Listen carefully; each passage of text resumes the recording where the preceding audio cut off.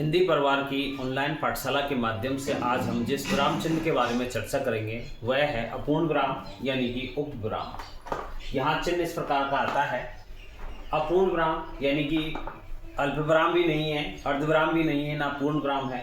अपूर्ण विराम इसको कहते हैं और ये उपविराम है। एक छुपा हुआ चिन्ह होता है जो आपको सीधे सीधे देखने को नहीं मिलता है, लेकिन बहुत सी जगह जिन रूपों में इसका प्रयोग होता है वो उपविराम यानी कि अपूर्ण विराम इस प्रकार से प्रयुक्त किया जाता है।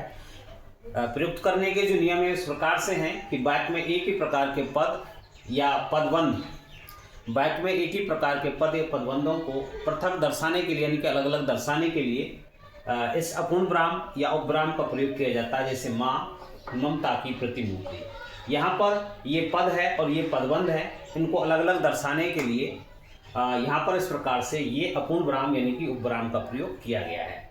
तो वाक्य में एक ही प्रकार के पद या पदबंधों को अलग अलग दर्शाने के लिए यहाँ पर इसका प्रयोग किया जाता है।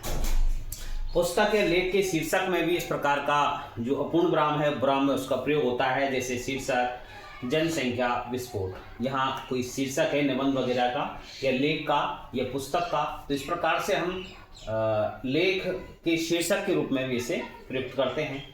विद्यार्थियों, जब आपको साहित्यिक परिचय या कवि परिचय, लेखक परिचय लिखना होता है तो वहाँ जन्म और मृत्यु का जो सन आप लिखते हैं वहाँ भी इस प्रकार का जन्म मृत्यु तिथि के साक्षात कथन में हम इसको लिख सकते हैं। जैसे जन्म और क्या लगाएंगे अपूर्ण विराम या उपविराम सन 1900 ईस्वी।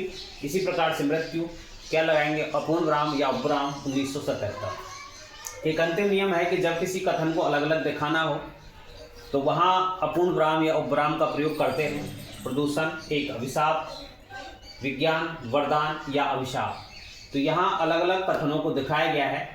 तो यहाँ विद्यार्थियों आपको अपूर्ण विराम या उपविराम के बारे में जो सामान्य जानकारी थी वो प्रदान की गई। हिंदी परिवार की ऑनलाइन पाठशाला को आप इसी प्रकार से प्रमोट करते रहें। मिलते हैं अगले वीडियो के साथ, तब तक के लिए धन्यवाद।